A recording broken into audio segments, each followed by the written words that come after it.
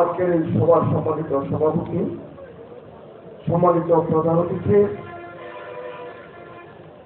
আমাদের সারা বাংলাদেশের পরিবহন মালিক এবং শ্রমিকদের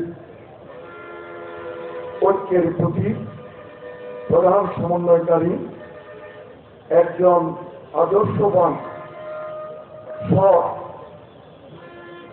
রাজনীতিবিদ এবং পরিবহন নেতা। লক্ষ্য যত বাস যেগুলো মেরামত করে সেগুলো যাতে রাস্তায় না নামে সেই ব্যবস্থা নেওয়া।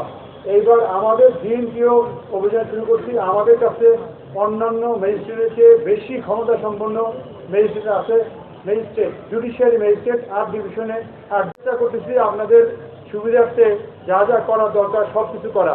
কয়েকটা বিষয়ে আপনাদের সুবিধার্থে আমরা বলি। লক্ষ্যগত বাস, আপনারা হয়তো কেউ ওই বাসের ড্রাইভার বা শ্রমিক হবেন, কিন্তু ওই এক মালিক সমিতি এবং কেন্দ্রীয় ফেডারেশনের তত্ত্বাবধানে ঢাকা প্রতিটি টার্মিনালে মালিক এবং শ্রমিকদের সমন্বয় পরিষদের উদ্যোগে ধারাবাহিক এই চাঁদা মুক্ত এবং জাতীয় হয়রানি বন্ধের আলোকে এবং ঈদ যাত্রাকে নির্বিঘ্ন করার জন্য